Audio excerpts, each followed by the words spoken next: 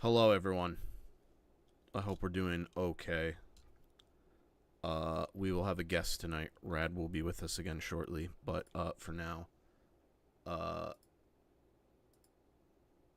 we're kind of just gonna hang out for a hot minute.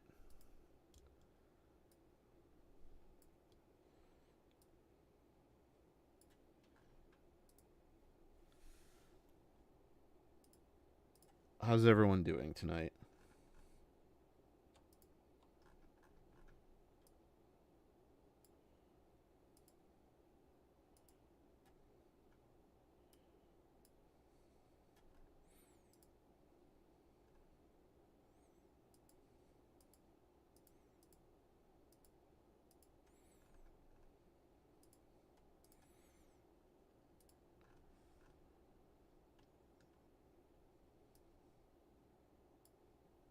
All right. Okay. Oh, whoops.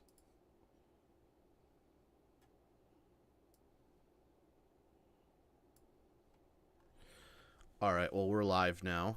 Our guest has joined us today. Let's pull up the wheel and see what we got. I'm not a doctor, but I play one.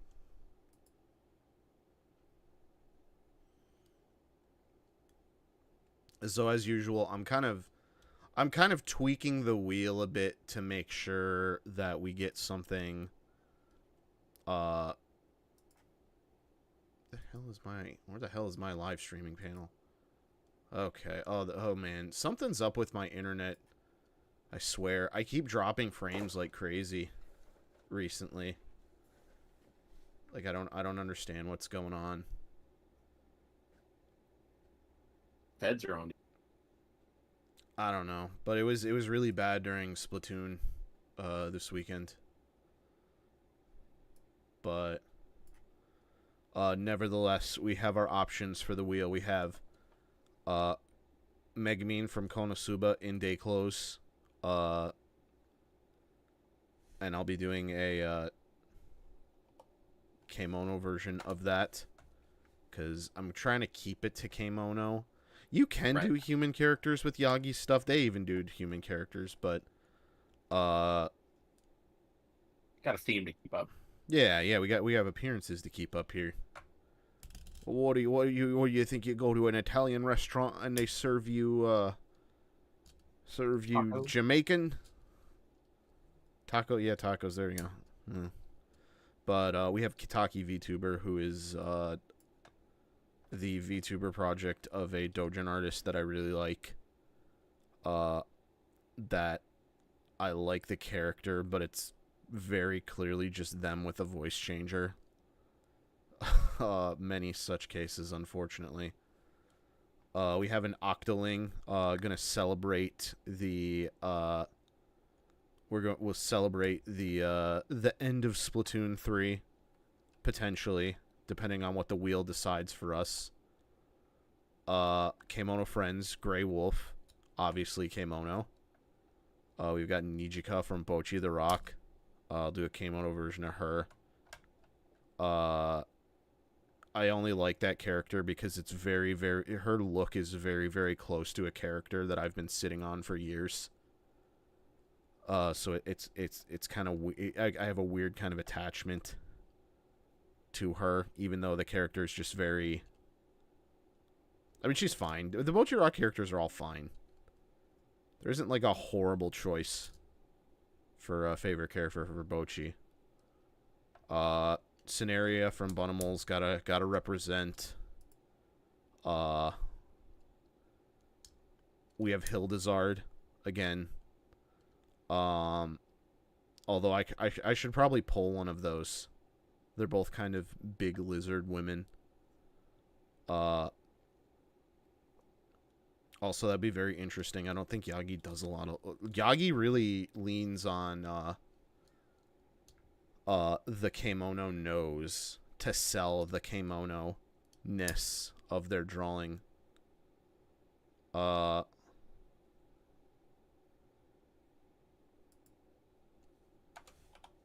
That'd be a good experiment. Just find three other pieces of art, erase the nose, and draw a human one, and see fucked up it looks, or if it does at all. yeah. Well, they haven't drawn like a lizard type character yet. They haven't really drawn like a I hate to fucking call it scaly because that's a goddamn Western furry term. But we have yet to see any Kemono, dragon, or lizard. We have a reindeer. That's interesting. Obviously, we got a mouse. It's on the mouse. Obvi. And then obviously a goat. Wouldn't be Yagi the goat without the goat. The goat is one of their long-standing kind of OCs that they've done. Yeah, but no dragons, no lizards, no birds. Nothing too out there. Pretty basic. So that'll be interesting to see those to figure that out. That'll be a good challenge for how far we've sort of come. I think we're still canceled by the bird people. Yeah, that is true. We did vote them off the island on last episode of Survivor. And then we got Korone, Inugami Korone from Hololive. My first Hololive VTuber. And also the last one. That's not 100% true. I watched a little bit of Hololive EN when everyone was fucking shitting their pants over it when it first came out. I almost kind of blame that for like how ubiquitous VTubing has become in Western culture. I don't like it. I don't like Western takes on Japanese trends. They're not usually good. They're icky. They suck. Finally pulled X from the list. It sucks. It sucks ass from a straw. I could put him back in. Maybe. I think we have an even number though of option. Do we? 1, 2, 3, 4, 5, 6, 7, 8, 9, 10. Yeah, we have an even number of options. The problem is too, I gotta wrap up this video at some point. Yeah. Like I still gotta finish Faunalise. I have not finished her yet. How many are you on right now? With this edition, 1, 2, 3, 4, 5, 6, 7, 8. Oh, you're getting a pretty good amount then, yeah. Including the 2 illustrations we did of Inuhiro Mimimi and the Shaman, which I also have to draw her from the front to kind of show how I fucked up on the actual illustration. And then I have I have a finale illustration I need to do that is set in stone, and then I have a bonus one that's a secret. So I think maybe after 1 or 2 more of these, I think we're good to go. And then I have to fix some of them. I have to fix Tanuki Gyaru, some of the cloth folds and stuff, and I gotta fix Mia as well. And then just hours of editing. Honestly, I don't expect the editing to take that long for this. You think you already have the vision? Well, it's not even the vision. It's just like most of the bulk of the work is going to be the art. The editing is going to be quick. Like I got to do a voiceover, and honestly, that's not that much. I do have now not to spoil the video a little bit, but I showed you this. Did I show you this? Yeah, no, I showed you the thing I worked on for like I don't know. It's weird because I had this thing that I wanted to do for like the visual presentation of everything. Mm-hmm. I don't know why. I got really hung up on fucking Smash 64. Right. Like the graphics and stuff for that. I showed you the logo, but I haven't shown you any of the other stuff that I did. Oh, no. I didn't show I like I'm as much of a designer as I am a illustrator, yeah. What are you 2 idosers doing here? I am the product of what you made. So, yeah, I don't know why the whole video is going to be fucking Smash Bros themed for some reason. It's weird. But it's like this weird like design fetish that I had. Like not even like a sex fetish, like a weird design thing for me that just seems kind of right. But we've been yakking already for like 10 minutes. Holy shit. It's time to fucking spin the wheel. Play the song, Bones.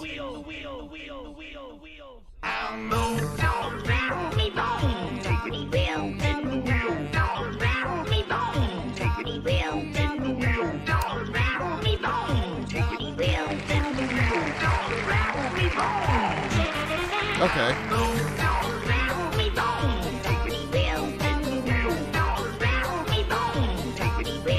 Alright, that's enough of that. There we go. Alright, well, there we go. We're doing Nijika.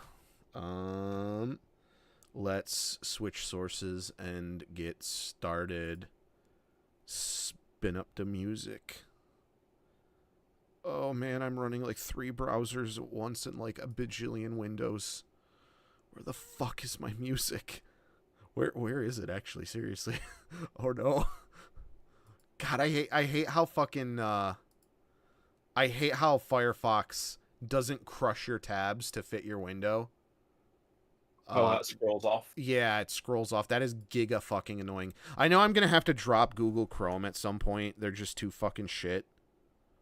And I've been trying to slowly but surely get used to Firefox. The problem is Google Chrome doesn't have, or Firefox doesn't have some of my apps that I need. I will say on Firefox, it should be if you hover at the far end of the tabs, they'll do a drop down line. Mm-hmm. So you just have to go up and down instead of left and right, Yeah. which is a little easier than, like clicking over and over. God, that came out so good. That came out real good. I might need to make the hands bigger. They're a little small. But she's also, like, not... I don't know. I think it works.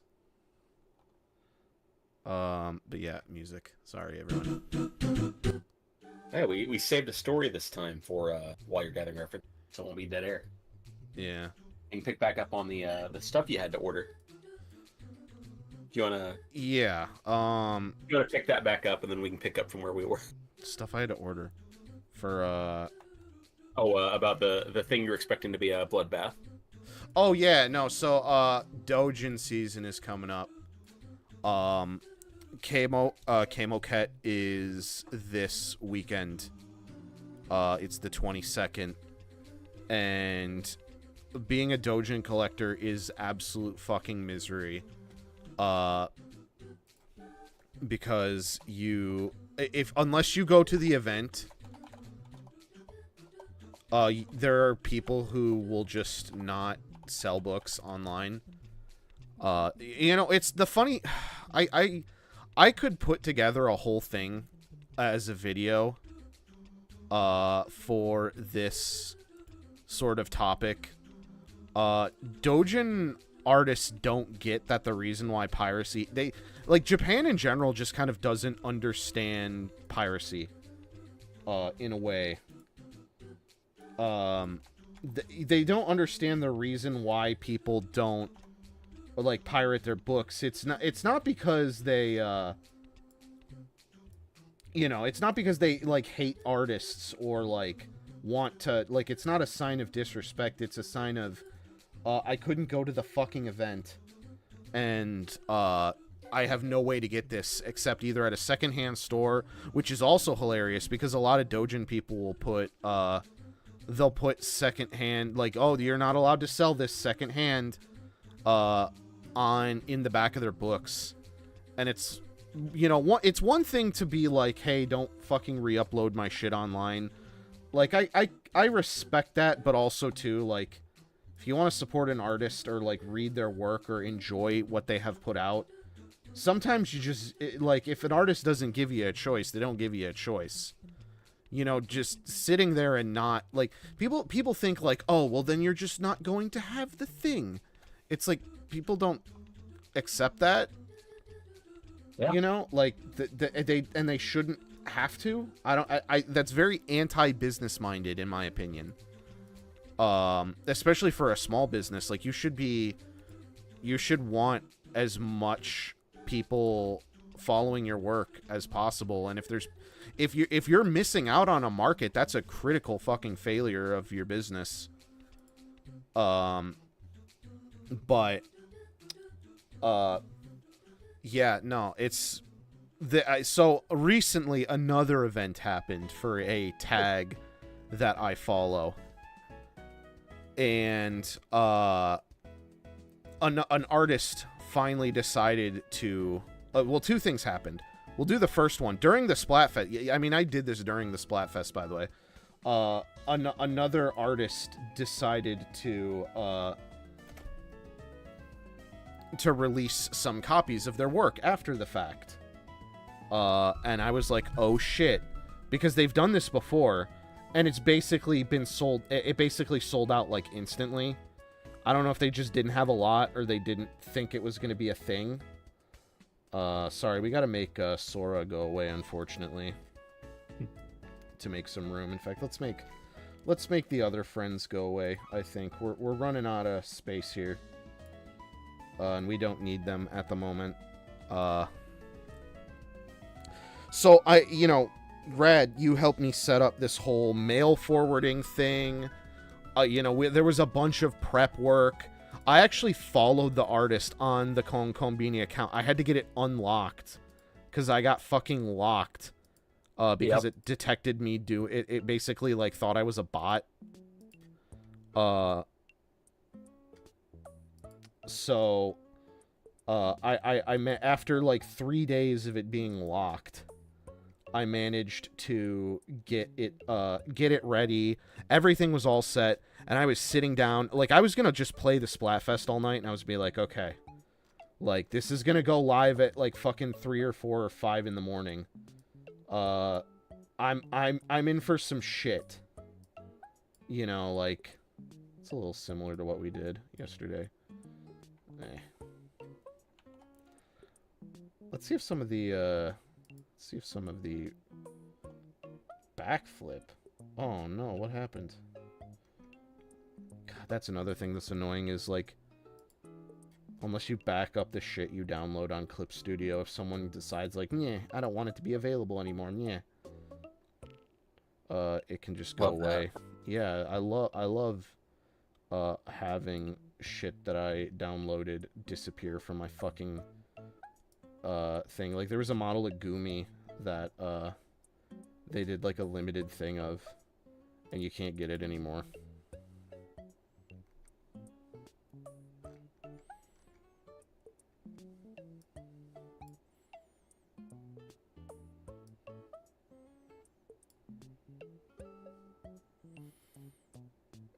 I think that could be fun, but that's also kind of similar to Faunalise, what we got going on.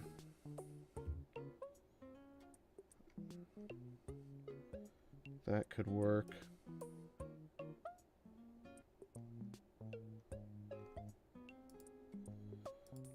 I mean, I could do something with drums. This character does play drums. Could do this. I haven't done like a sitting pose yet, but that also seems like it'll be giga annoying. Although it might shake things up a bit.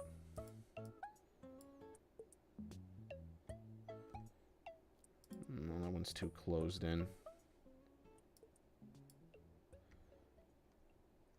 But yeah, I was basically hunkering down during the Splatfest. I was like, okay, we're about to do some shit, but it's for the Dojin. It's for the Dojin. You got to do it for the bit. Do it for the Vine. Do it for the Vine. Mm-hmm. This could work.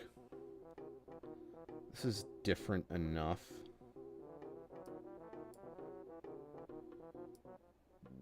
There we go. You know what? This could also work.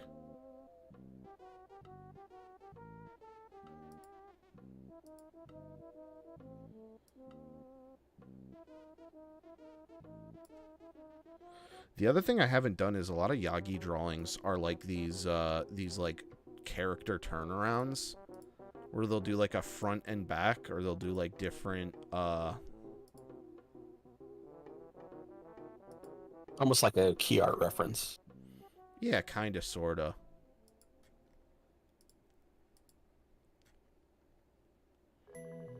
That's really annoying to do on stream, though, so I'm probably not going to do that.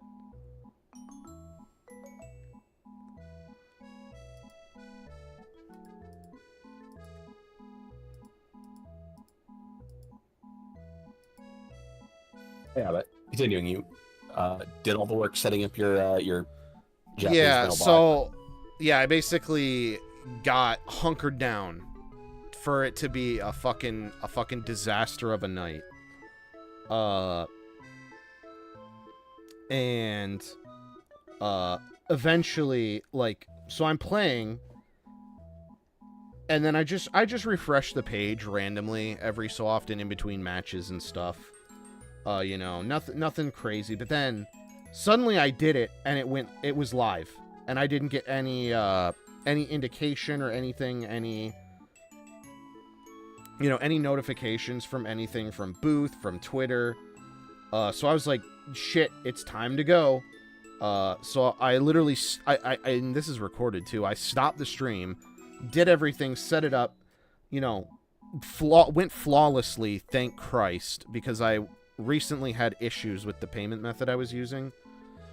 And I was like, oh, okay, well, now that I've got it, let's see how long it takes for it to disappear. As like, oh man, I can't wait for it to show up as sold out, and like, not that I would want people to not be able to get it, like, that's never fun, but like, again, Dojin people don't really think about making money. I mean, a lot of Japanese businesses don't do that.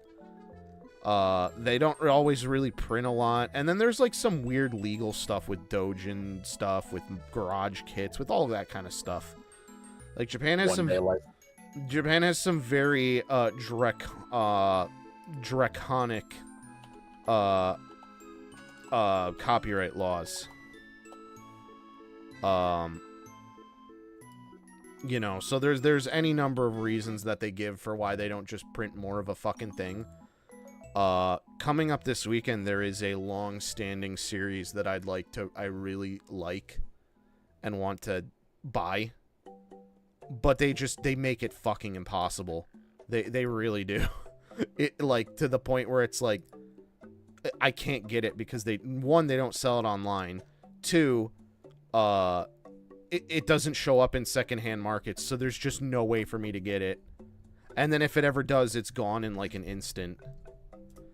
Which will play into the second story that we have. That is less, it's less climatic. But I just looked it up. I looked up the artist, and there are still copies available for both the books. So all that work meant nothing. I mean, I'm glad to have it, but like, god damn it. Like, son of a bitch. But the other a little less funny punchline story is that so another website that I follow is, you've probably seen this site called Dojin Republic, Manga Republic, Anime Republic. There's a whole suite of like Republic booths, or like, not booths, like websites. Sorry, I'm thinking of booth.com. Basically what they are is they're essentially bots that they're basically they're bot run websites. They scrape other sites for what is being sold, what isn't being sold.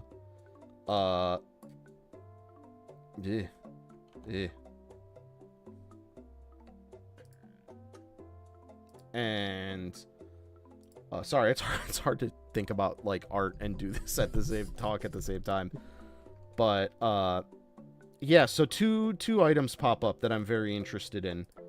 And the first thing I do when I see that is I instantly try to reverse search them using the terms that they give.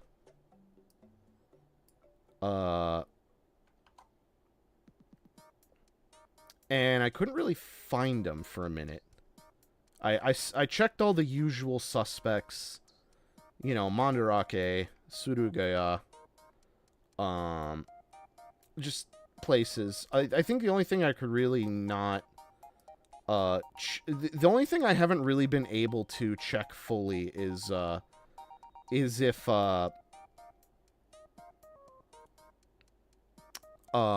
Amazon, Jesus Christ, Yahoo Japan Auctions, I know, sells R18 stuff. And I know you have to have an account to get on there. And some deputies just won't buy it if it's R18, so I have yet to find a way around that. Like a meaningful way. But I found it on this site, eventually, called Akikomi. And they have a really weird pricing structure that made me kind of question if they're an actual, like if they're a, if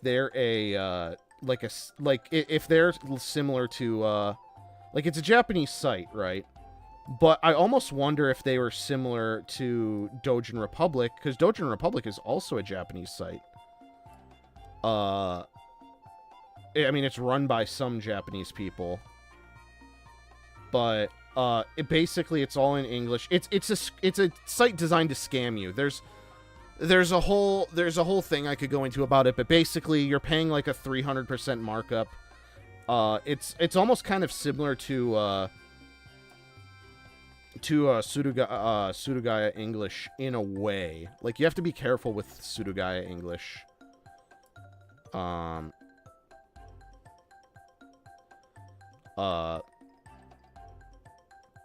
But basically, like, I almost wondered if this Akikomi site was similar to Dojin Republic, but just a Japanese site. Like, who knows? Maybe they are also scraping stuff. It wouldn't surprise me. It wouldn't be 100% unheard of, but essentially, I just bit the bullet, and for these two volumes, it cost me like $90 US after the conversion and fees and shipping and stuff like that, which was not cheap. It was not cheap for dojins. Dojins are usually not that expensive. But oh man, not to get distracted again, but I keep doing this thing. It's like, do I do a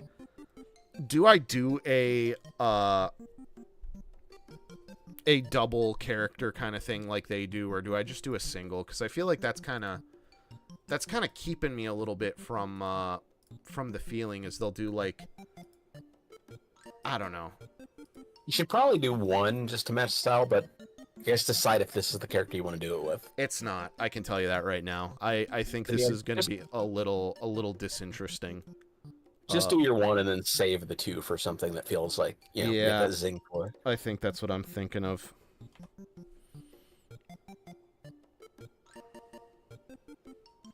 But I think we can also do better with the pose then. That's a little too plain, I think. Let's see. That could work.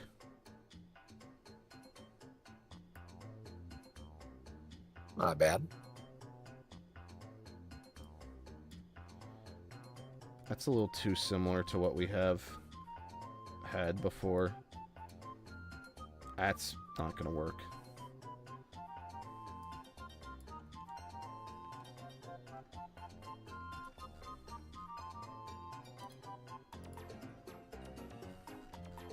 Oh boy, time to search through like fucking 5 years of downloads.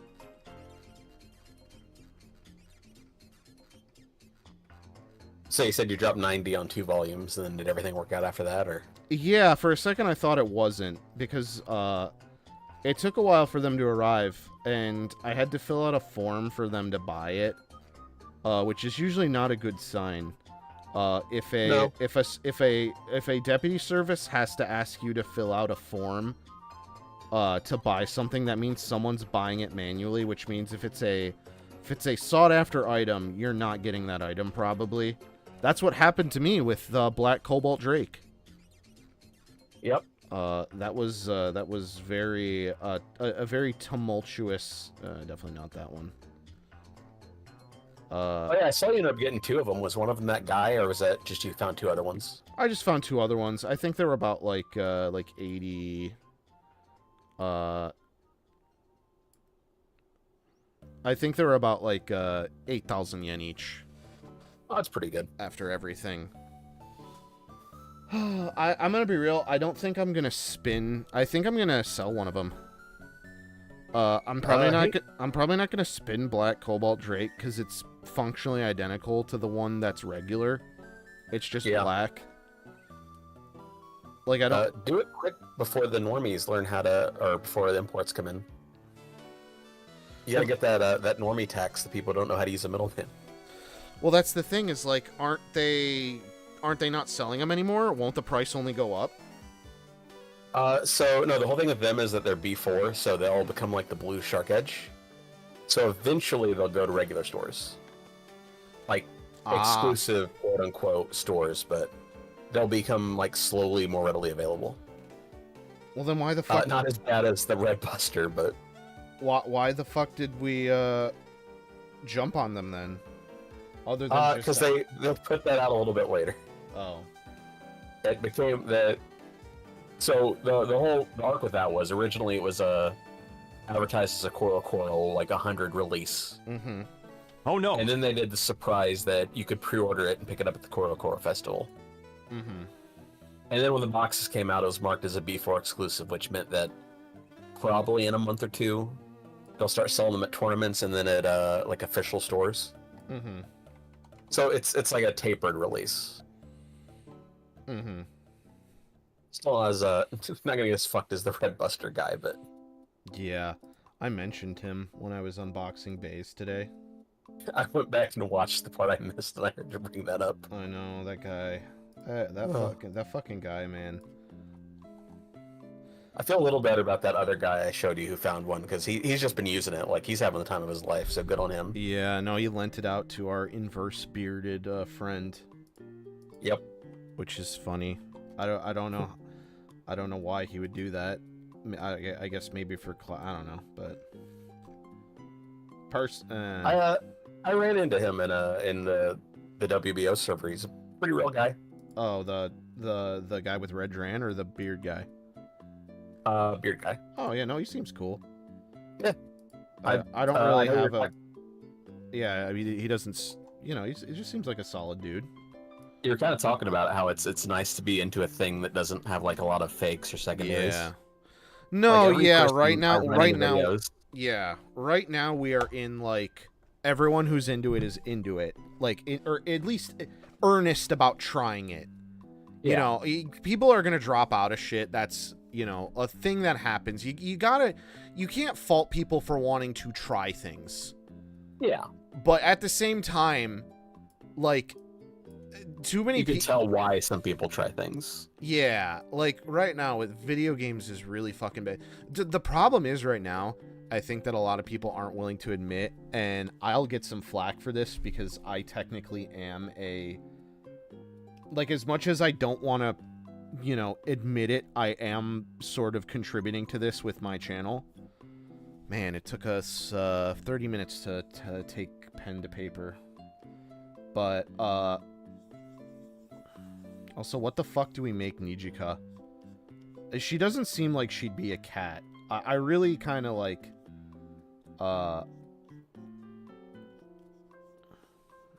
That's something a little different, but not too far out. I don't know. I think we could do a dog. I actually haven't well, no, I did Hiro Mimimi. She could be like a fennec fox. We could do that, too. Like, I know Yagi has a pretty good... Fennec Fox sort of like repertoire of like characters or like a character. I don't know. Man, I'm sorry. I fucking I don't know why I'm so fucking bad at speaking when I'm streaming. I don't know. I'm not afraid of being live. Like I don't know. Just something about it just makes me a little more awkward than I usually am in real life. But Drawing while He's you're doing it gay. doesn't I mean, help he's either. gay. Excuse me, he's blind. Yeah. Well, this is cool. So, you know, I rub your head, can't do pat your belly. anything. Sorry, what was that? I couldn't hear you I said over Mobility Mary. No, it's like the rub your head and pat your belly thing. Yeah. Yeah.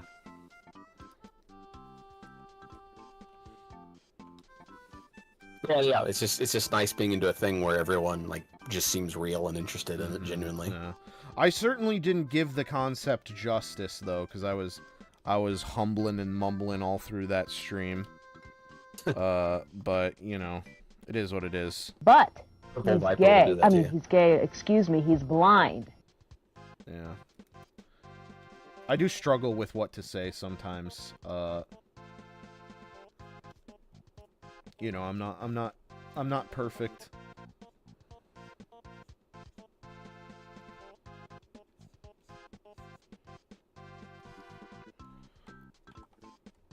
And I got a side tangent though to go with what we were talking about earlier about horrible pre-order experiences. Oh I mean, boy.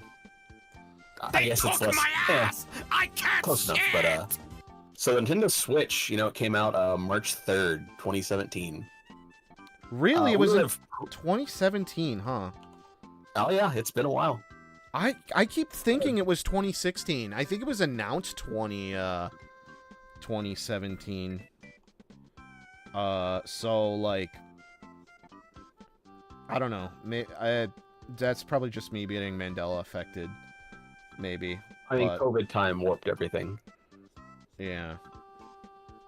But yeah, so we live in we're pretty close to each other. I think we're like bordering states. Yeah, we're not too far. We have pretty similar like climates. Yeah. So our particular region, you know what winters get like. Yes, I'm already ready for You're winter. well aware.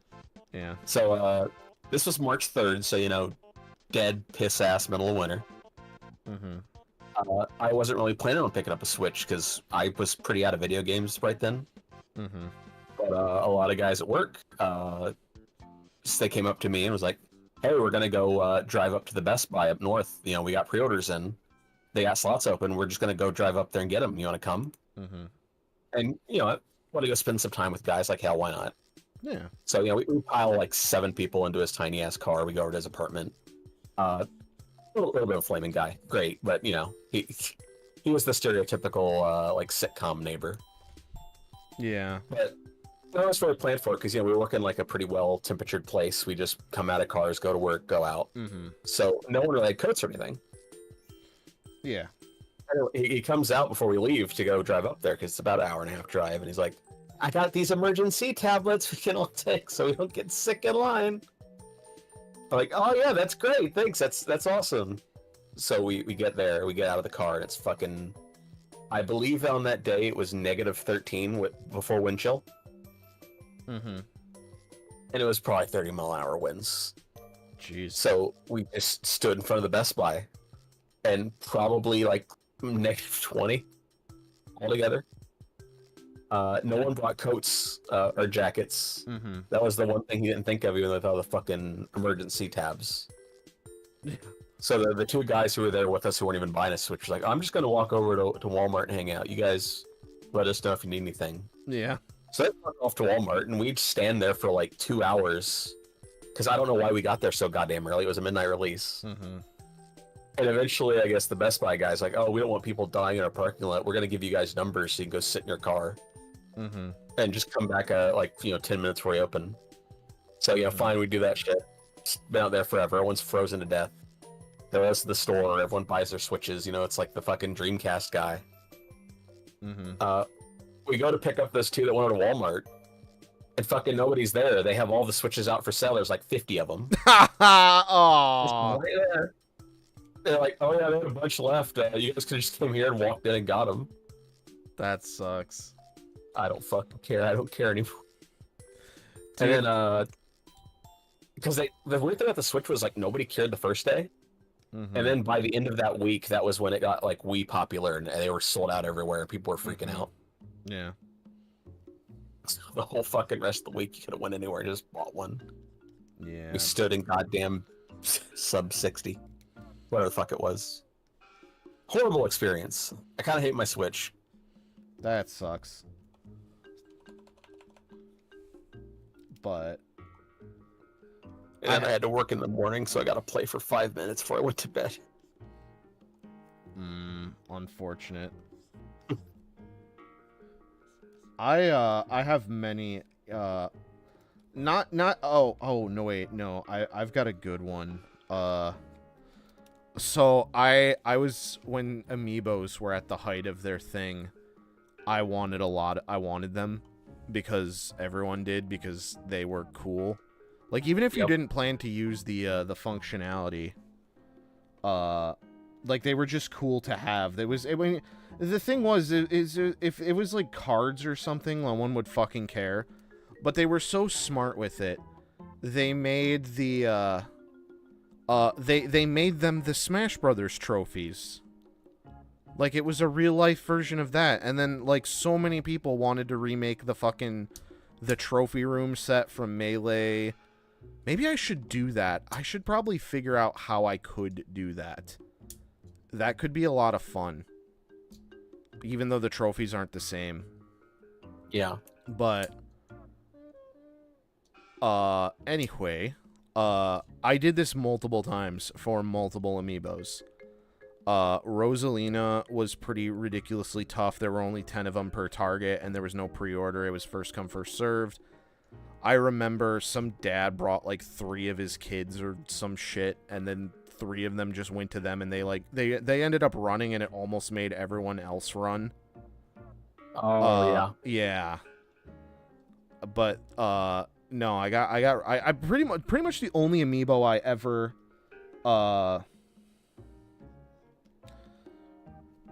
you know what? I'm gonna flip this pose. We gotta get Nijika's charm point here, which is her, oh.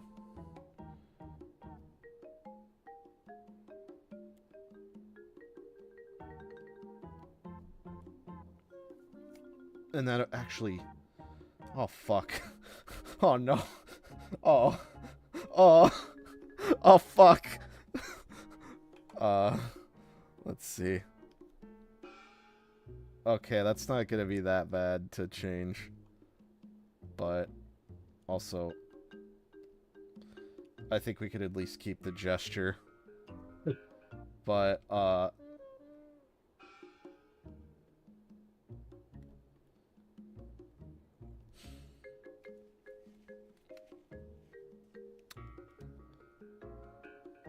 yeah, I think we could at least keep the gesture. But we're doing another layer, that's for sure. But one amiibo release in particular that I had quite a tumultuous time with was for Lucario and Pac-Man. Ooh. And I remember specifically that like, that was one where they like knew what the fuck was up, and they like capped the line at a certain point. I think they had, like, again, it was like they had 10 of them or something. And this wasn't even for it. This was for pre-ordering it. Like, getting in line and getting a receipt to go pick it up like, at a later date. So, I remember there was this fucking douchebag, like, and his fucking bitch of a wife that he sat in the line and she sat in the fucking car sleeping. To me, that should disqualify her from the thing. Yeah. Because other people are sitting out here. But like, he was holding their spot in like fucking air quotes or whatever. I wish I could have, I wish I could have said something, but like there was a lot of that going on. Now I was guaranteed to get one no matter what, but there were some people behind me waiting that I don't think were guaranteed. So eventually a Toys R Us guy comes out and he's talking or something stuff, and then something comes up about people cutting in the line and stuff. And I think me and like one other person pointed to not that guy, but another guy who just fucking cut the line because his buddies were there. And I remember pointing at him, and I was like, yeah, this guy just came in and cut at the line because, like, another person kind of started it. So I finished it. I never met this guy before in my entire fucking life. He was just some fat bearded dude, which I was already kind of like I don't get to talk too much on that front, but, like, the dude looked like he would be doing this. And I remember he gave me this look of pure fucking shock that I basically outed him, not like I'm like an oh fuck. And then I got him kicked out of the line by the Toys R Us guy, like, eventually just kind of, like, told him he had to go. Unfortunately, the wife-husband couple didn't get kicked out. But I got thanked by one of the guys that was behind me because he ended up getting one because of that. But yeah, amiibos were fucking wild, man. I think that was the wildest it ever got. With Amblinos. I had my kip with them. It was bad. Well, yeah, like, but see, the thing was too, I was a box collector. I wanted to keep them in the box, and I had all of them in the box. And then eventually, I did finally get a Wii U with Smash, and I got it wasn't Smash, but it was Mario Maker that got me to finally open a bunch of them. And then at that point, I was just like, I remember once they started getting into the DLC characters, I was like, this isn't fun anymore for Smash. Yeah. But I will say, there are other amiibos that I still collect. I still collect the Splatoon amiibos. I like the Legend of Zelda amiibos, but I'm less aggressive about it. I'll just buy the Japanese version. In fact, I'm going to have to buy the Japanese version from some of the Splat amiibos. I just haven't seen them. And it's not fucking worth it to, it's literally just not worth it to try and hunt them down in America. Like, they're functionally the same. The package is getting opened. I do have some rare ones, though, that I haven't actually opened. I have the Octoling set. Which is apparently pretty hard to find. But I just haven't opened it because I think the costumes are ugly. So it just kind of, like, sat in the box. Oh, yeah! And then fucking Callie and Mary got re-released after years of them being, like, $90+ fucking dollars. That sucks. I was gonna say, that's, like, the only ones. I think it was the very last amiibo I bought was that set. I was gonna say, do you want a set? I have a spare one. Or no, I think I sold it at the swap meet, I think. Okay, I was gonna say, that's, like, the one thing I had in box still. Oh, they got a re-release. That's... Oh, the new one's kind of cool colors. Wait, did they re-release Callie and Mary? Looks like they got another set where they're in gold and white. Oh, no, that's new. Oh, yeah, those look kind of nice. I'm talking about the classic ones. No, yeah, I just saw these, like, just now. No, I have the classic one. Yeah. I have the Splatoon 1 ones. But I need all... I need the side order Pearl and Marina. I definitely need that. I didn't know that came out. Oh yeah, that's from the fucking story mode. Yeah. I wonder if they're functionally the same. I gotta get my hands on those because I still collect Inkling because they're probably gonna have functionality in 4. What? Hopefully. Here's hoping. But outside of those, I actually remember the very last, like, Smash amiibo I got. You brought it up was Rosalina because I can't remember where I was, Iowa, I think. I was at a mall, and they had one of those connected side targets, like, you know, like the Sears used to be. Mm-hmm. And I just wandered in there because I was waiting for someone who's taking their sweet-ass time, and it was just sitting there. The fucking Rosalina. I was like, oh, yeah, I think that's worth something. I'll have it. I'll grab it. Yeah. And then, finding out that, oh, I found the fucking needle in a haystack. Nice. But with the Callie and Mary amiibo for me, when they re-released it, I was like, fuck, Now's the time to get it. But I haven't seen it. I haven't seen it anywhere. Eventually, you know, I have an elderly adult relative that I assist with. She's been very good to me, so I try to take care of her. But she is very critical of me spending money on stuff. Which is fine. But I'm also a grown-ass adult, and I can make my own decisions and suffer or, like... Probably old enough to, like, have old depression and PTSD, right? What? Probably old enough to have, like, the Great Depression PTSD, right? Yeah, probably. I don't know. Yeah, pretty much. But, anyway... So, like, I get really weird... I don't...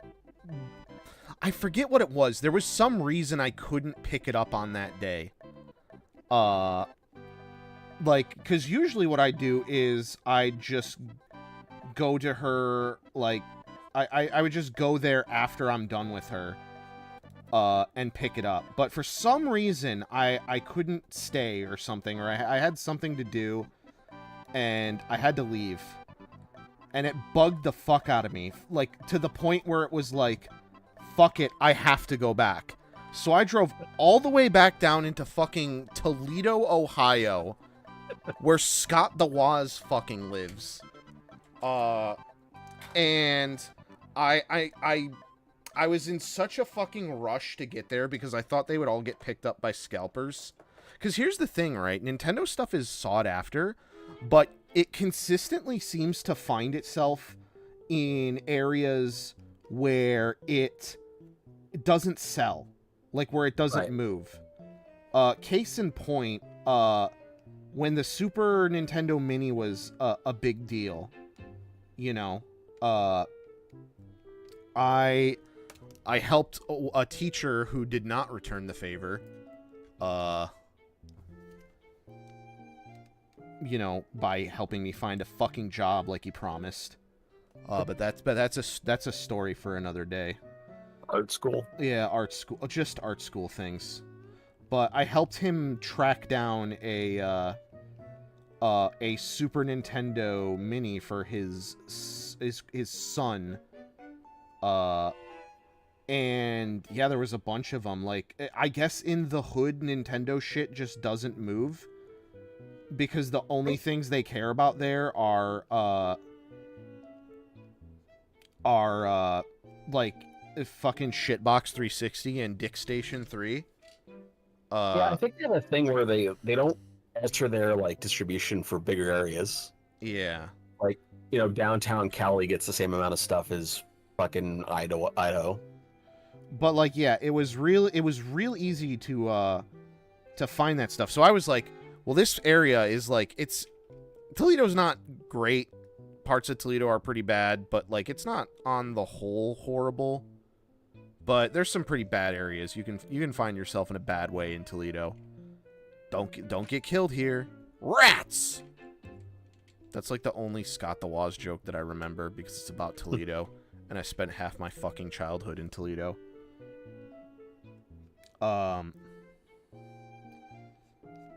But anyway, so I ran down there, and then Ohio, in case you weren't aware, Ohio has speed traps. Yeah, they sure do. Yeah, and I believe those are illegal in the state that I live in, Michigan. I believe legally they are not allowed to have those. You have to have a police officer write you a ticket for speeding. Let me just double confirm that. Speed traps. Illegal. Michigan.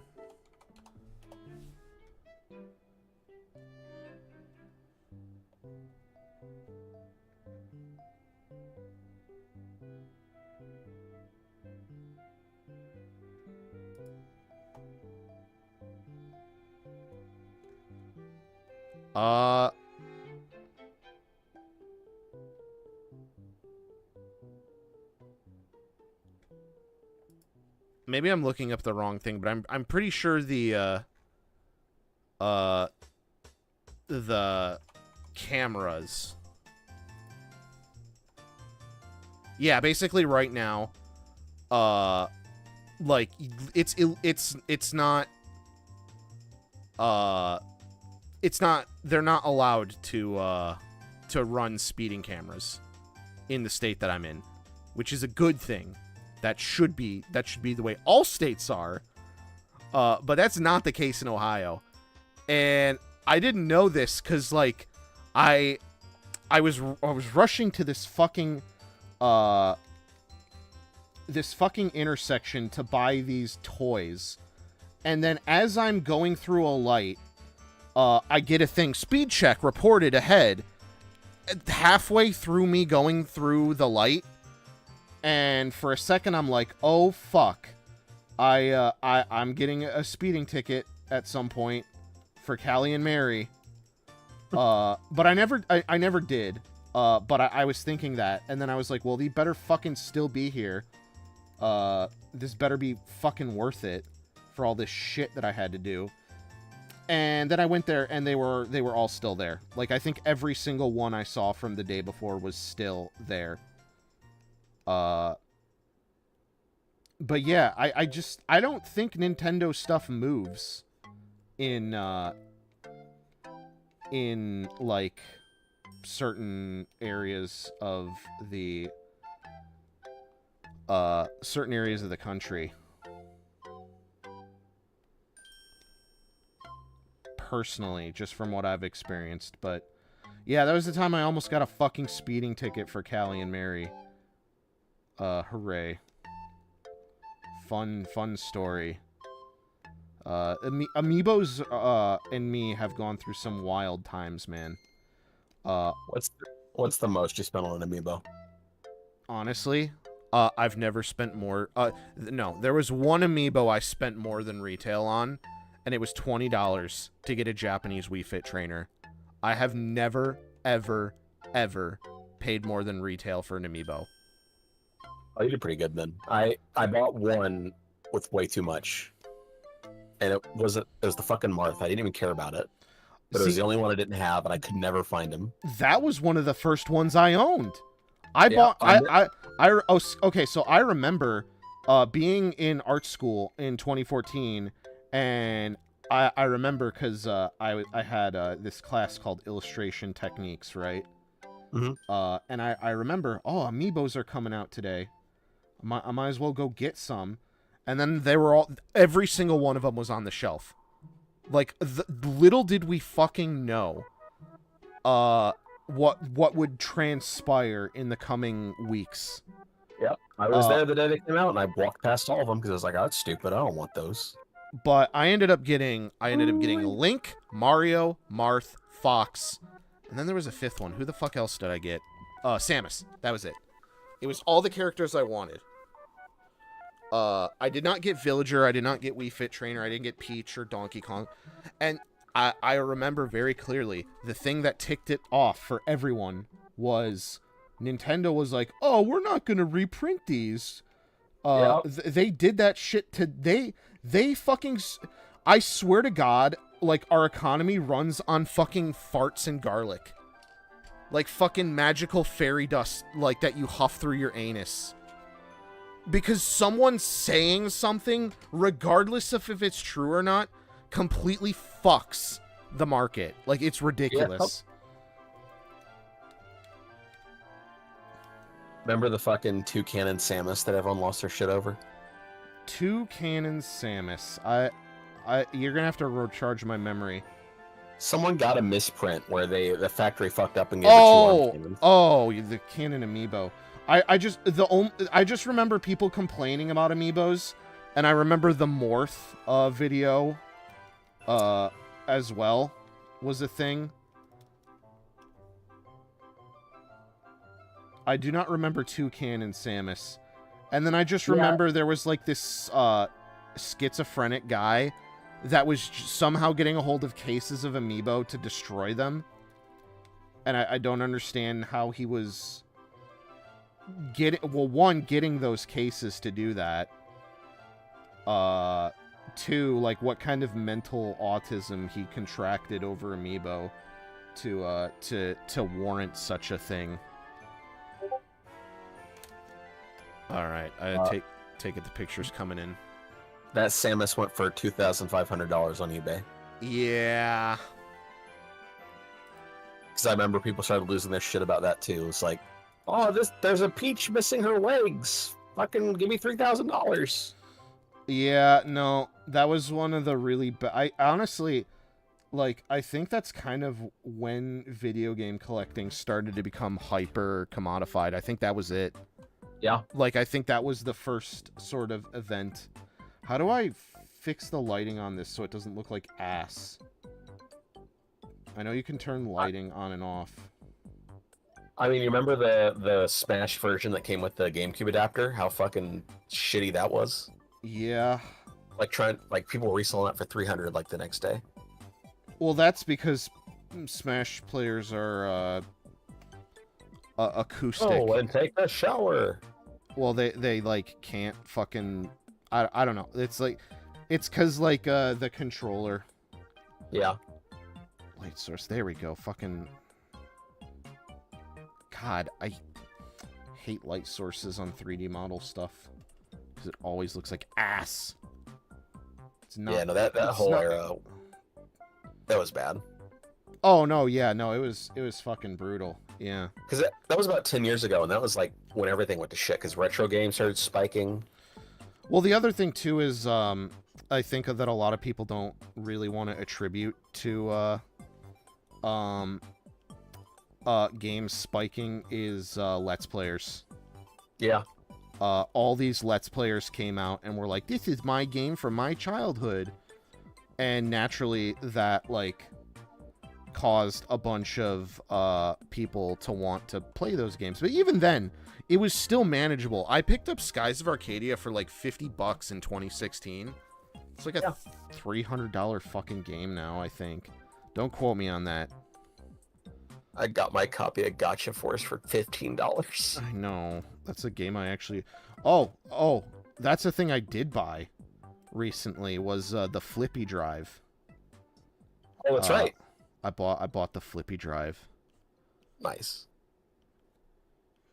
You gotta play it when you can. That game's 10 out of 10. One of my favorites. No, it's not a game. It's a No, I mean on the Flippy Drive. Oh yeah. Yeah, it's on my list. I need some fucking... What do drumsticks look like? It's got like some peanuts. There's like a chocolate shell, waffle cone. If it's any good, there's caramel at the tip.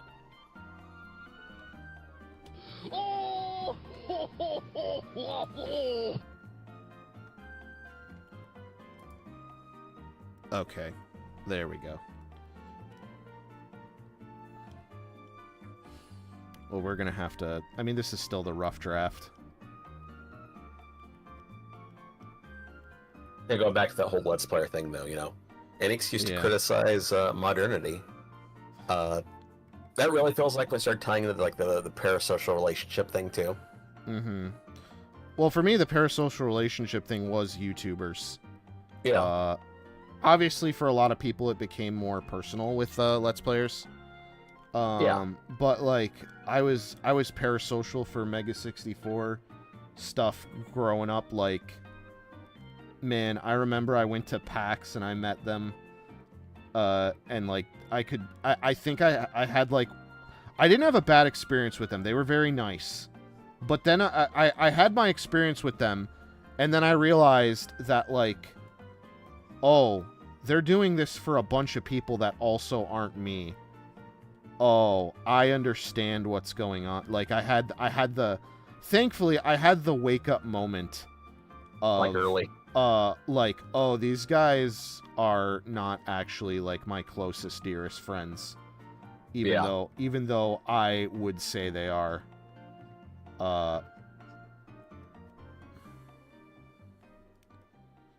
But no, I had an okay time at PAX 2013. I had a buddy that I wanted to go with. He was going with a bunch of his internet friends who are mildly internet successful. One of them still is. I don't know if they still hang out, but he kind of threw me to the side, and I remember that kind of stung a little bit because he didn't like want to hang out or something, or he didn't invite me to meet his other friends or anything, and that really kind of fucked with me a little bit.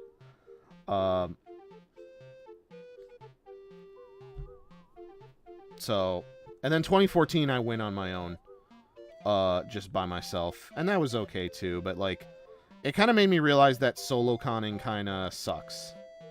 Yeah. It's not fun unless you're doing it with people. Like you gotta have friends to do it with, otherwise that's like half the fun, is going out and like having adventures with people you care about. Yeah, that's the fun part of the con experience. Like half of it happens outside the con. And I eventually after doing I did the guy I used to work with, I did Yoma, and I did a couple other cons. I learned after those experiences that's kind of the case. Unfortunately. I think I also had to wake up that, like, I've been to 3 cons, like different cons. Mm-hmm. And I kind of had the realization that just the one that's in my state that I go to all the time is one of the few good ones, and most cons are actually garbage. Yeah, I really wanted to go to Anime Expo, just because it was like the big anime thing, but I've heard enough horror stories from that I'm like, nah, I don't need to do that. Yeah, Didi in the server tried to go, and he couldn't go even though he I'm was not doing tickets, that. because the fire marshal shut down letting anyone else in. So they oversold the event, and then they weren't even going to give people refunds. I'd be pissed about that. I think they finally did, but yeah, that's insane. It just seems like Anime Expo is run like literal fucking dog shit. Yeah, Like, that's what everyone does. That's always been a problem with them. Which is funny because they want to pivot themselves as like the anime industry convention. Yep. Which is that is beyond fucking hilarious to me that they can't get their shit. How long has it even been a thing? I feel like another big reason I wanted to go was because of Mega 64. They would always go. I feel like they talked about it for years. Being shit 32 years ago. Well, like that doesn't sound right. Damn. They always had complaints about it. They complain about every fucking con they go to. Though. They complained about San Diego Comic-Con a lot too. But they still go every year. Last I checked. I don't know. Who fucking knows? I don't watch Mega 64 anymore. They're not funny anymore. Unfortunately, not to be at the risk of like, man, they said they said they didn't like a thing that I liked, and I don't know, but like the honestly, it's not even this reason that they're just like kind of like stereotypically Californian in their leanings and beliefs. Honestly, they just stopped being fucking funny to me. And then they went too far with a lot of their Patreon shit, in my opinion. Like what they paywalled, what they didn't paywall. That was a big reason. And then version 4 came out, and it was so fucking unfunny and bad. After years of them teasing it, after rebooting their entire Patreon to do it, essentially. It came out and it was bad. You can get away with a lot of things if you're still funny, but once you lose the funny, well, that's the thing. Mega 64 has a fucking ravenous fan base. Like, if you say anything about, like, I almost expect, like, I know I'm not Someone's gotta find it. I smell the blood. And yeah, like someone. I almost like. I know, like realistically, I get like 1 view a stream, and it's you. Thank you, by the way. 2 are watching right now. 2 are watching right now. Someone's getting ready to fucking drop you a firebomb comment. Someone's a demon in the machine. Make yourself known. Just to answer what you're saying though, yeah, fucking AX is 32 years old. They came out 2 months after the original Sailor Moon anime. Interesting. Which is mind-boggling to think about. Yeah. But yeah, no, version 4 was not funny. It was not good. It was all really bad, like in jokes and like, oh, what's going on, DD? How you doing, man?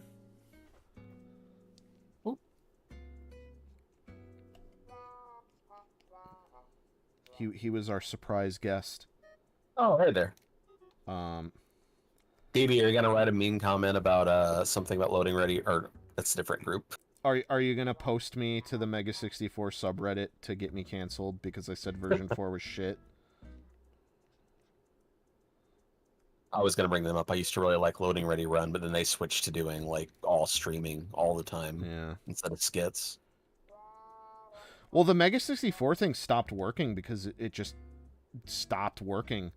Like everyone like knows what YouTube is now, so like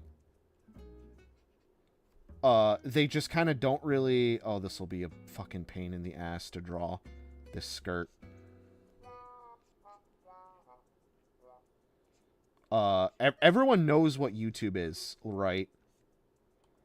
So like you can't like the second a camera comes out and someone starts acting weird, it's like, oh, this is for YouTube, and they've even talked about it themselves.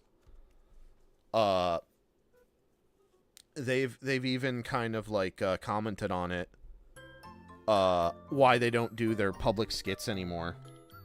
I mean, the world's kind of poison too. Like, have you seen those like quote unquote prank channels? Well, that's just let's annoy retail workers. That's the other thing too, is they kind of didn't adapt. A lot of those people that do those kind of pranks, like hulking and like fucking milking and all that shit. Or do you remember that, where it's like you just smash milk jugs into things? First of all, that's fucked up. But that's also kind of why it's slightly funny. But like, it's funny once. When everyone starts doing it, it's not funny anymore. Yeah. But they kind of like didn't. They kind of just didn't adapt. Like they didn't want to like wreck people's day, but they also like their whole thing was they wanted to confuse people, right? Right. But the problem with that was they could have very easily fixed this problem by going and not being in fucking California, where like everyone knows whatever. Now it probably wouldn't have worked, but they could have kept it going by filming in more like across state lines or in other locations. But that's a big ask to have a YouTube thing relocate. But I feel like they had enough resources to potentially make it work. I was gonna say, I think they were making enough money to like do that though, right? They knew a lot of people too, so I'm sure they could have went to some place or, you know, done. I don't know. There's things they could have done to keep it going. I think what happened was, so the big downfall started with me with Mega 64, when they started a Patreon. It failed. Because it was the stuff they were putting out for it was they did, you know, I gotta give them credit, they did it admirably at first.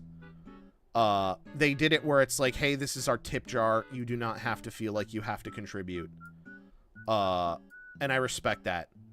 But they also kind of didn't have very good stretch goals either. I remember version 4 was the thing everyone wanted them to make, which was their 4th season of their public access show. It's like their secret TV show. It's not on the internet, but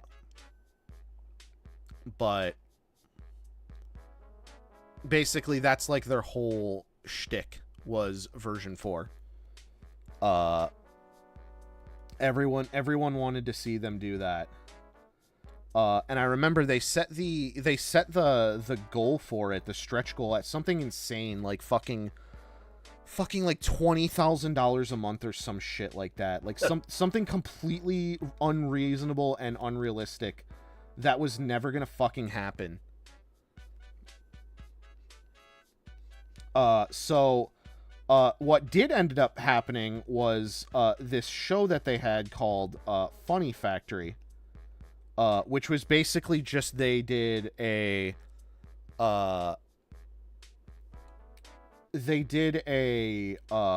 series of new YouTube shows which were of varying quality. Rocco, all of them were bad to start. Some of them became better as they went on. Rocco's show was probably the best one, but it started fucking horrendously. Sean's was like not funny to begin with, and to be honest, Sean isn't like my favorite member anyways. The whole, you know, he's a dad, he doesn't into video games or whatever. That's fine. Don't be on the fucking video game podcast then. Yeah. You know, I don't know what to tell you about that, but he basically his whole shtick was he would watch anime muted and try to guess what was going on, which some people thought that was funny, but like, I don't know, it wasn't funny to me. And then on top of that, the fact that you couldn't see the anime that he was watching, it basically turned it into a chore. It's like, okay, I don't actually want to do this. Like, even though it would have been very easy to just boot up a stream of it on, like, probably Kiss Anime or something. But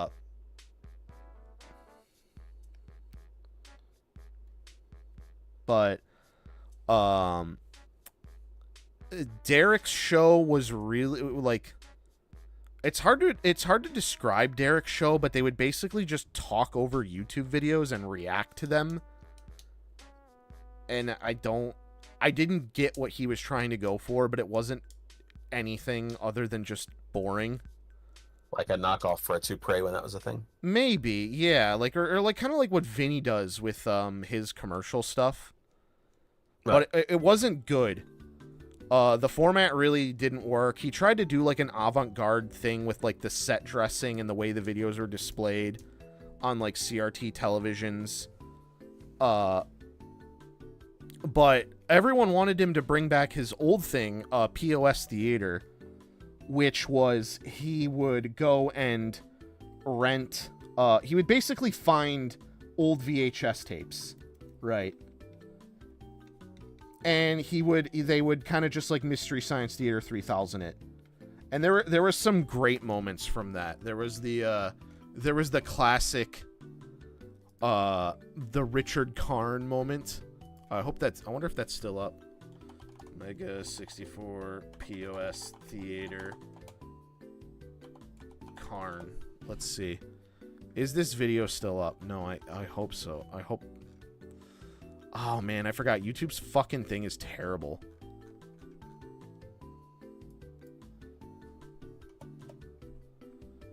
Yeah, no, it's not. I can't find it. I'm sure it's available somewhere. Let me try Google, even though Google is terrible now.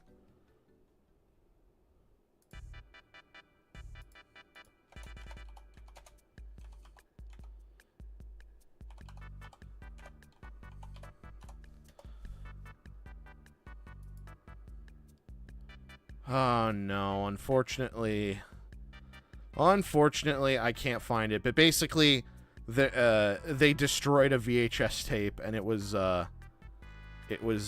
very funny. I'm sure that's the best fucking description I could have came up with that. But no, it basically, his show sucked too. Like, all of them sucked. And then the final one, which was all of them together, was basically just a pre-recorded Let's Play. It was not good. It was incredibly dull, and they knew this. I think they fucking eventually just completely rebooted their Patreon. They put version 4 at like a manageable goal of like something like $7,000 or $8,000 a month. Like basically they kind of like came to terms with their fuck up. And that was in 2016, I believe. And version 4 didn't come out. Again, sorry. Looking this up again. Version 4 release date.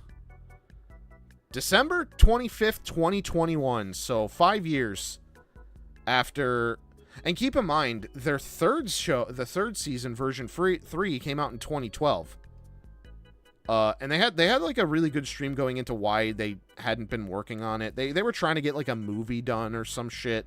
Basically, it was like the fucking same thing that every YouTuber falls into, of like, oh, I want to make a movie. Oh, I want to be a legit Hollywood person, you know, like,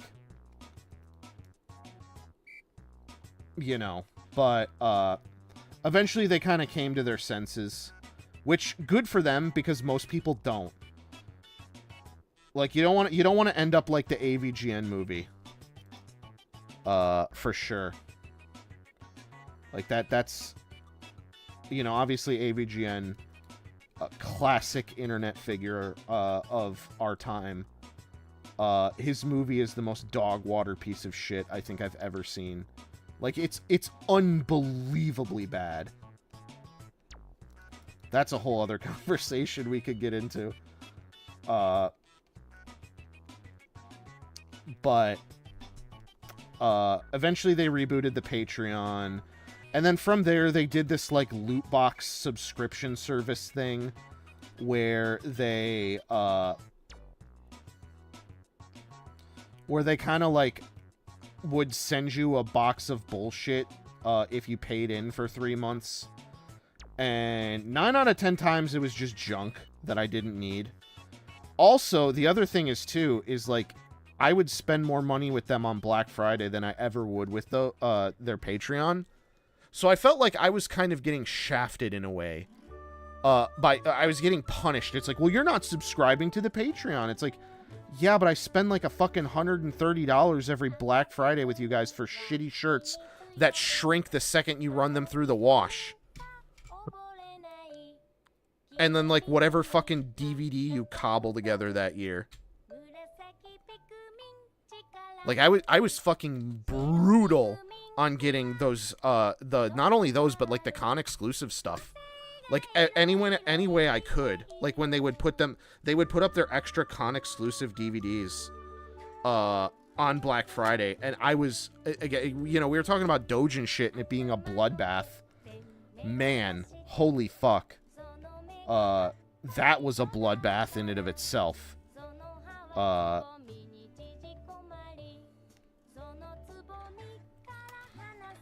I'm gonna grab something to have from the off-screen reference panel here. But yeah, eventually they started like paywalling like actual content, you know, stuff they made on the Patreon. I just got sick of it. On top of that, like, the podcast wasn't funny anymore. They moved to new studio and they didn't really talk about it with anyone. And then just it was just basically death by 1,000 cuts. And then I was like, I'm not really into Mega 64 anymore. They've kind of pushed me away.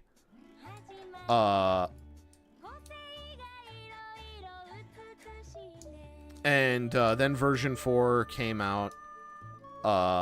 And it was shit. It was not funny. It was a bunch of podcast jokes that they just regurgitated into a thing. Whereas the versions had original humor that wasn't just their podcast jokes. And oh shit, did we lose we lost music. Excuse me while I play more music. But Yeah, version again. I can't say it enough. Version 4 was fucking bad. It was really bad. And then that was like, well, I'm glad I'm done with these guys for good now.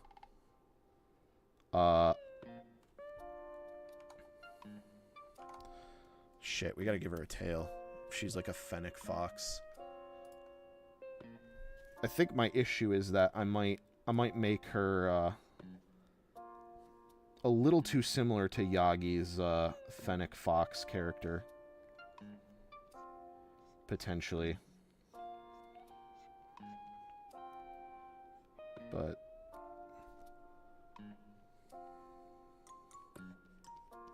Don't get too lost in the sauce.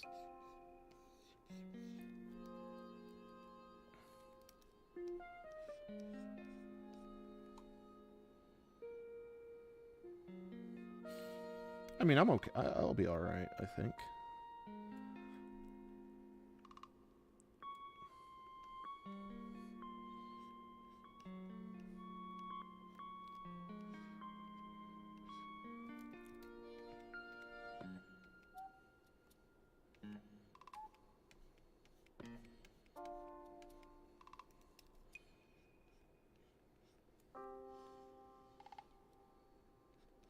Oh yeah, I fucked up on my dream box, so I gotta buy 2 of them now. Uh-oh.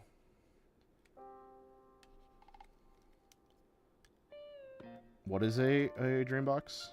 I think I sent you a picture of it. It's the those guys in Japan who make like the big attaché cases for like Beyblades and shit. Naruhodo. Yeah, I didn't realize I bought the one that had like the bottom is, I guess, for actually taking the tournaments. It's got like the launcher slot and like the bay pass slot and all that shit. Mm-hmm. I grabbed that instead of the one that's just all storage for blades. Mm-hmm. Because that's the whole idea, is I wanted to put all the metal coats in there, you know, keep them safe from getting all fucked up. Yeah. So now I gotta buy a second one, and I don't know what I'm gonna do with the first one.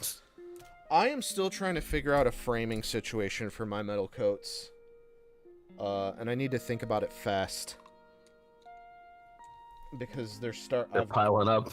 Well, I've got 4 of them. I am going to try to get another Phoenix Wing just to keep nice. But the problem is, it's $20 fucking. It's kind of hard to... It's kind of a tough nut to crack right now. I mean, it's like... I've spent, you know, that much money on food, you know, but you gotta eat. Yeah. You know, you don't need a second copy of a fucking Beyblade that you already have.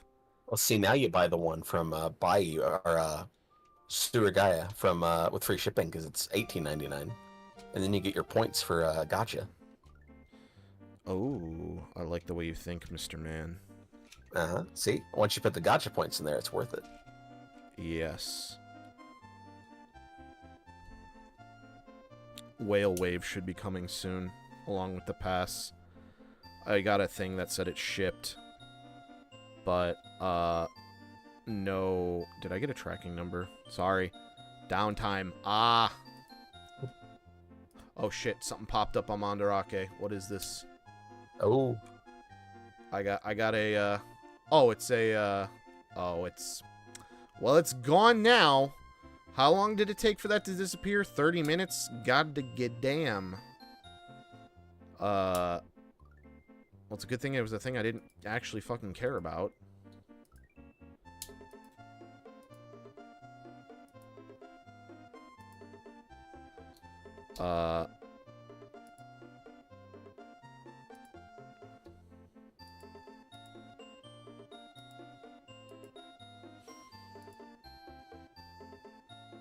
Oh yeah, I was looking up for fucking that box, duh.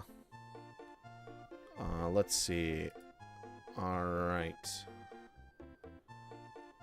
Oh, amazing. It doesn't have a tracking thing or anything. But I gotta use the bathroom real quick. I'm gonna put everybody on hold. Or I'll just leave this up. We don't have to go to a hold screen. But I'm gonna mute my mic.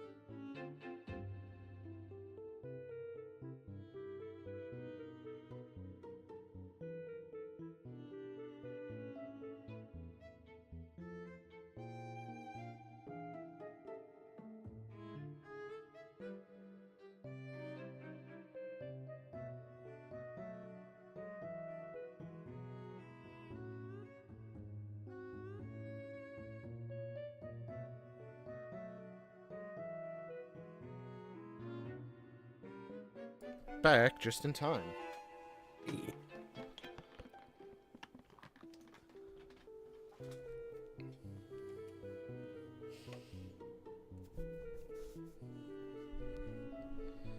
Okay, I have been very lazy with the face. I've kind of been off-putting it.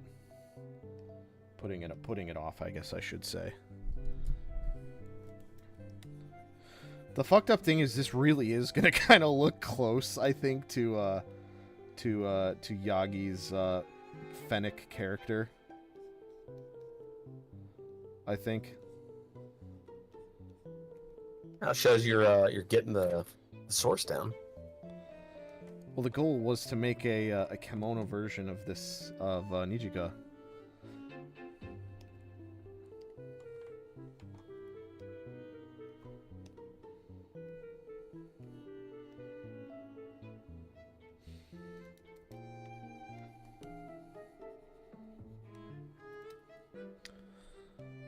I mean, you know, I thought about actually doing one of their OCs, as like a test, but like, I have no idea how Yagi the Goat, because they seem to be able to understand some amount of English. Right. I do not know how they're going to react to what we are doing here. I don't think in their wildest dreams they would ever fucking know that such a thing is happening. Like, literally about almost as far away from the planet as they could possibly be. That there is a grand conspiracy, going on.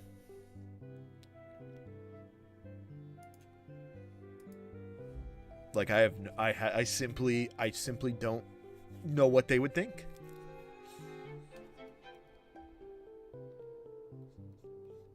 Hopefully it's flattering and not gonna make them go to weird legal action. I mean, what the fuck You are can they? never tell. What the fuck are they gonna do? I mean, nothing, but you know. Like they don't have a leg to stand on.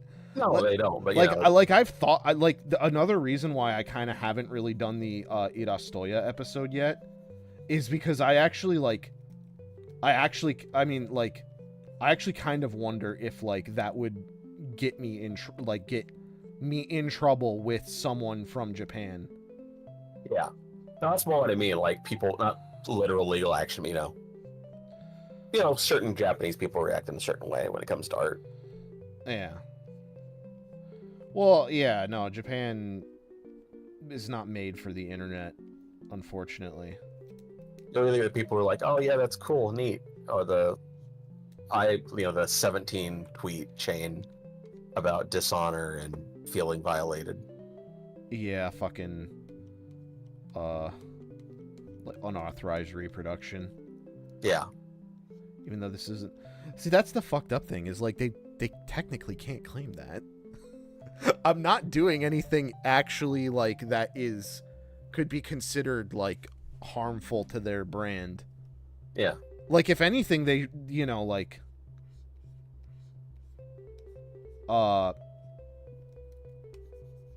like, you'd think they'd be, I hate to bring it up again, because fucking fuck me, but you'd think they'd be more anti-AI, if that's the case.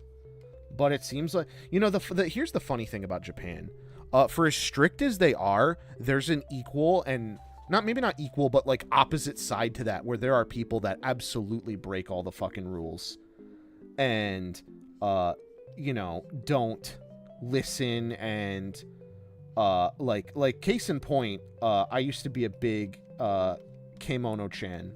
It used to be called Kemono no, but basically that was where you used to go to get doujin content for Kemono, because like you could not get it anywhere else. Right. Like you had to know someone who went to an event and was able to get it, basically. Like there was no way around it. But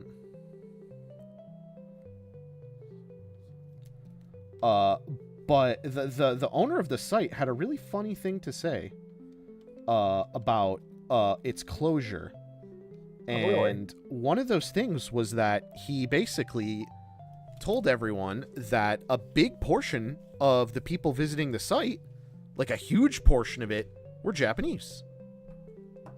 They were Japanese people looking to get free shit. And they were easily the worst people for the site because they would always take and they'd never share.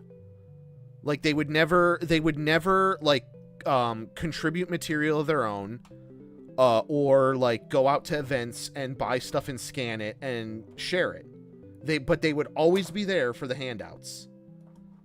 And a couple of the Kemono artists that I really, really like, God,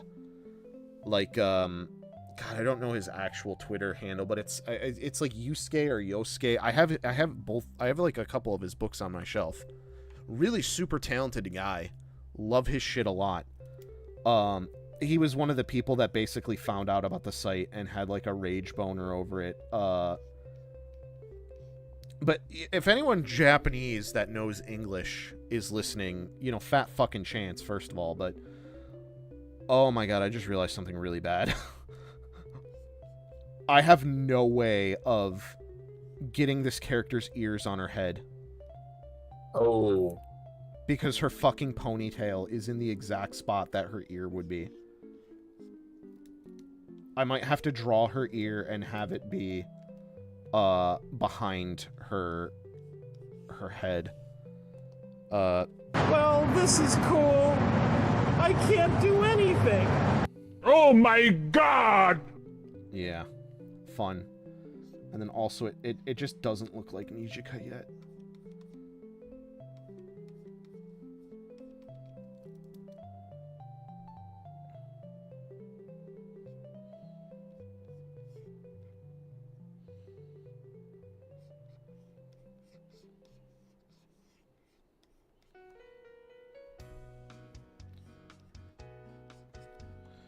God damn it, we're hitting the top of the fucking thing again? Jesus.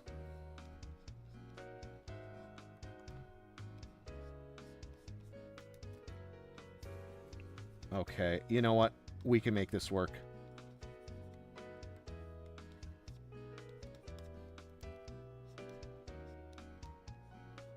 There we go. Just gotta make the ear bigger.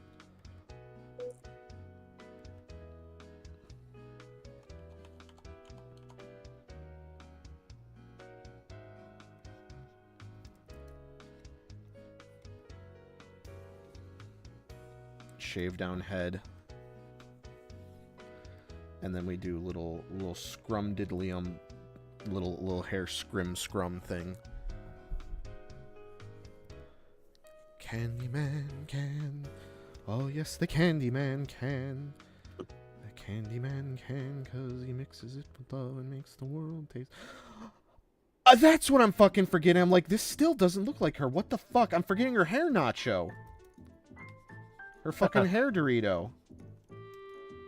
The Dorito. Sora had a Dorito from last night, not Kingdom Hearts Sora.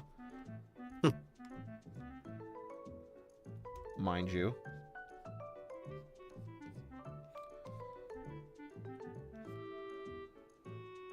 Not so simple and clean, is it? No. That was one of my favorite gags from the Blast video. Was the fucking the simple and green.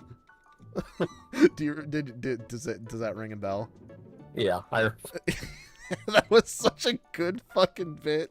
There's a lot of good bits that I think don't. I mean, like, to be fair, I did re-upload my entire channel, so like we lost a lot of momentum. Like, I noticed there's a couple regulars who haven't found their way back. Yeah. Unfortunately. But when I set everything to private, it kind of like just hides all the comments from me. But yeah, like the Wiz video in particular makes me really sad that it didn't do that well. Because there's some rather excellent bits in that.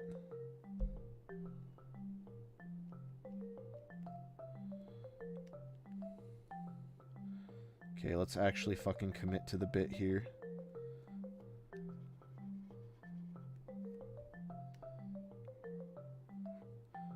Do I give her the classic Nijika smile? There we go. You know what? That works.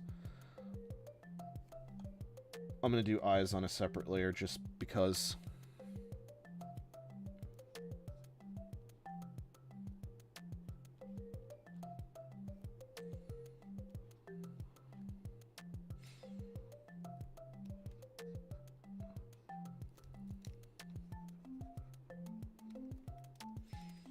But yeah, the Wizzy Wiggers bit was pretty good.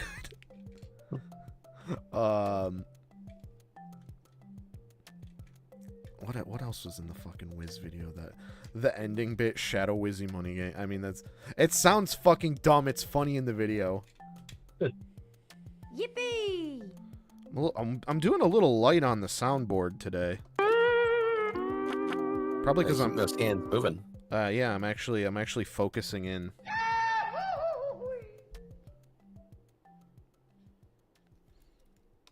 Ugh.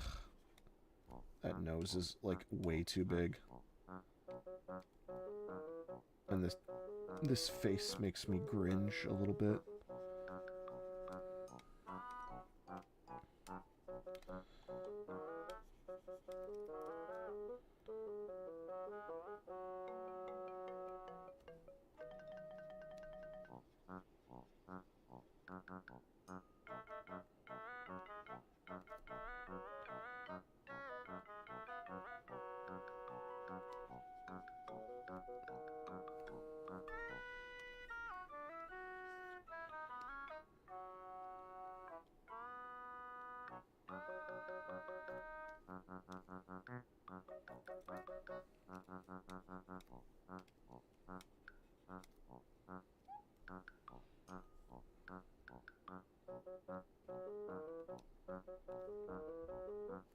Okay. It's because she don't have no eyebrows. That's what's bugging me.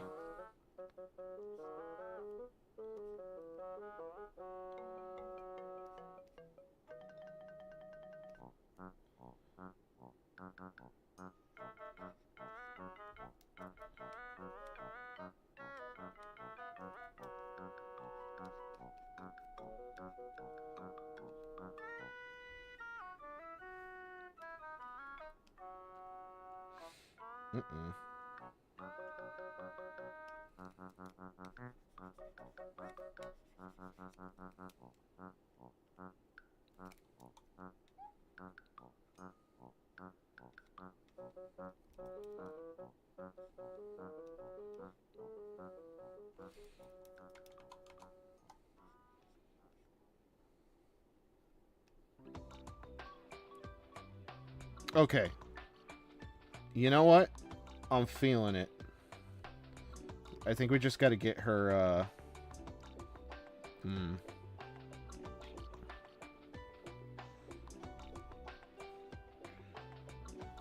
head a bit smaller, I think. Oops. Whoops. Yippee!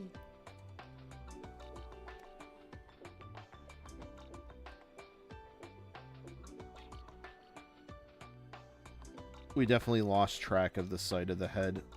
That's what happens when you do the fucking head last. What the problem is that too many people spend too much time on the head and not on the other shit. So I was trying to not do that.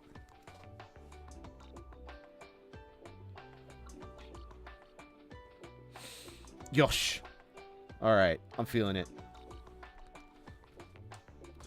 Oh, I gotta get fucking Shulk, I'm feeling it. Oh, that's a good one.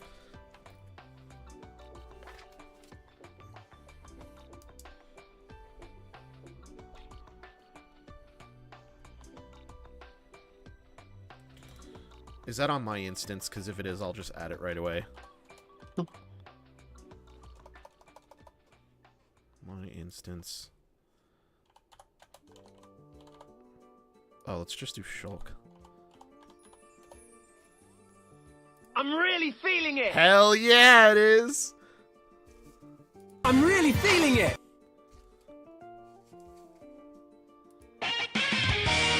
I'm really feeling it! Stop. I'm really feeling it. I'm really feeling it. Jesus, some of these are bad. I'm really feeling it. You know, I think that's the best one. Sorry, I didn't mean to mic spam everyone with that, but that's kind of what happens when you do things live on the fly. I don't think adding the Bill O'Reilly will do it live. Would be funny. I'm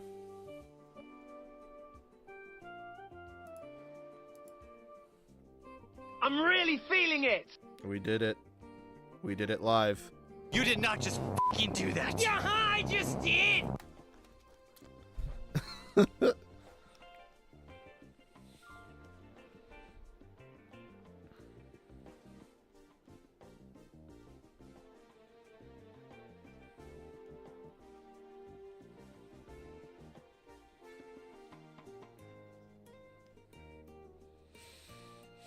Oh boy, getting this fucking thing is gonna be fun. Getting this right. I don't really draw, like, things like this, so... And then on top of that, Yagi's hair is made of fucking bullshit. Noodles in a dream.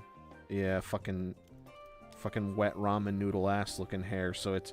Yeah, I had Mia's hair was a fucking disaster.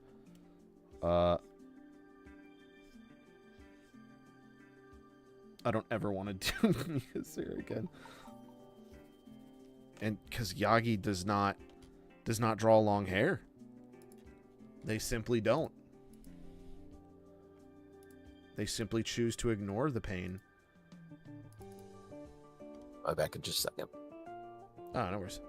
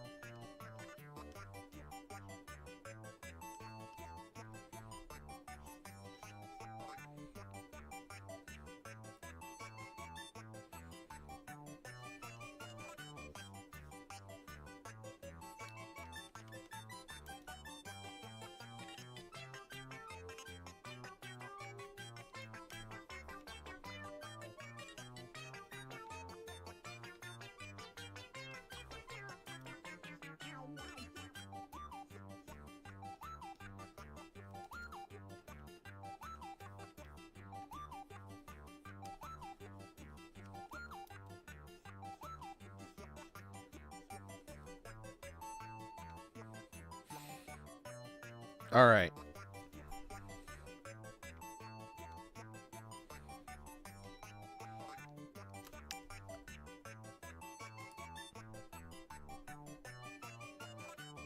I'm going for about... Damn, we've been going for about 2 hours? It took us that long? I mean, I guess it took us an hour and a half, technically. I don't...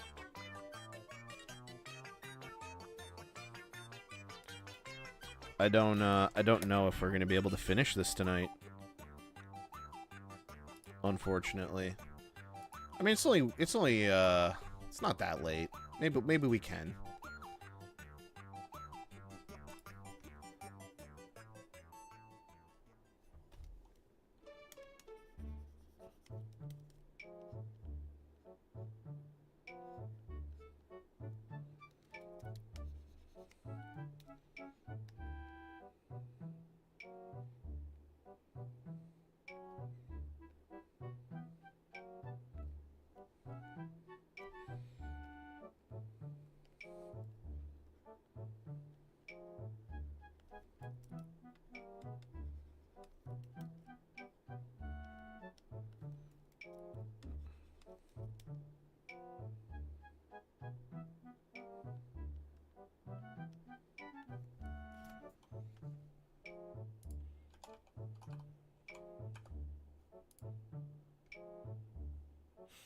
Fennec foxes actually kind of have smaller noses, huh?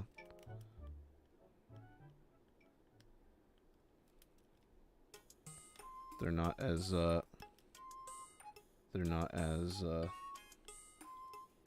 crazy as one would think. They have huge fucking ears, though. They're like almost half the size of their head. I really need to like make these ears bigums. They maxed out the sliders. Yeah, fucking go into the custom-made 3D2 backend and fucking turn on wide slider. Nah, I'm not doing that.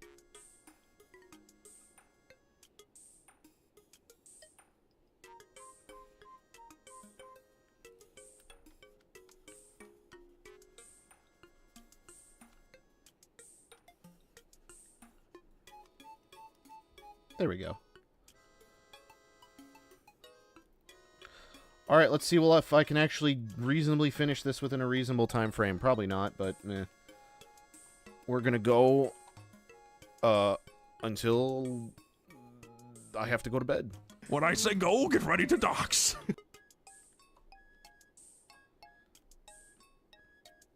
Oh, we're flipped. Oh, okay. I mean, it's still the same.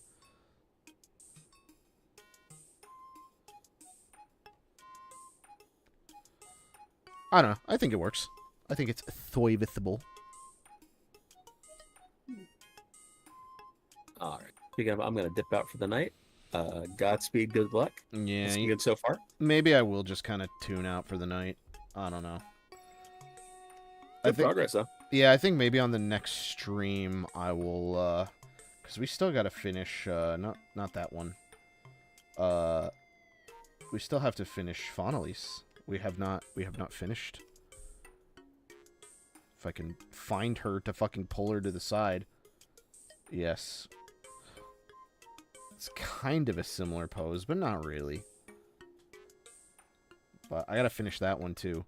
It's actually kind of amazing. I have come quite a bit of a way, I think. I think Nijika's looking a lot more like a Yagi drawing than I think Faunalise is, but that's okay. We can always redraw her head and stuff. We have options.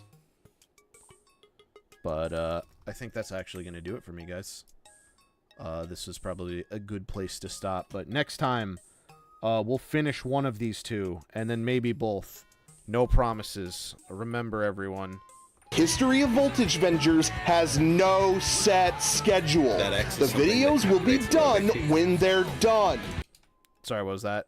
You were are you in the street? Oh yeah, that's right. You would hear like bounding. But I've been playing sounds. I just played the Voltage Vengers clip. Okay, good. We had a whole fucking Mega 64 rant I had to remind myself that they're actually funny at one point.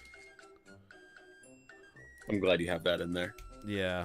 Oh no, yeah, I couldn't. I have a fucking entire Mega 64 page.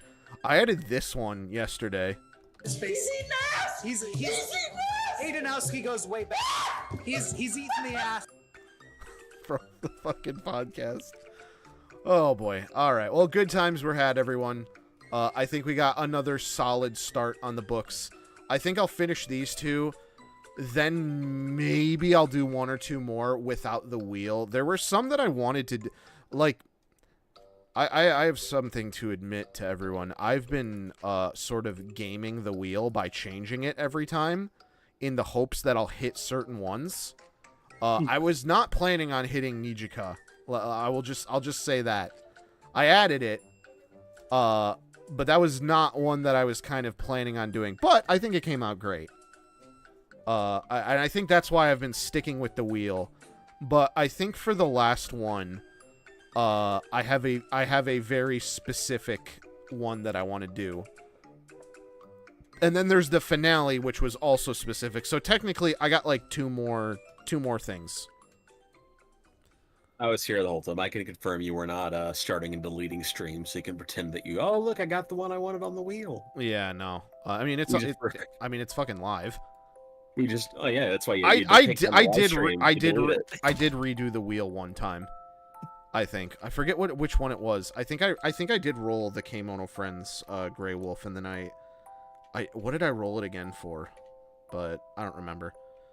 Point being, rehearsed that like 20-minute rant about Dojins, just to pretend like it was a fresh stream every time. Mm-hmm. But we'll end on this lovely Nintendo baby music from what game? Kirby's Epic Yarn. I've never played. I'm gonna be real. I said this on a stream already, but I don't have a ton of attachment to Kirby. I actually don't think I've ever committed to a full playthrough of a Kirby game. Good night, everybody.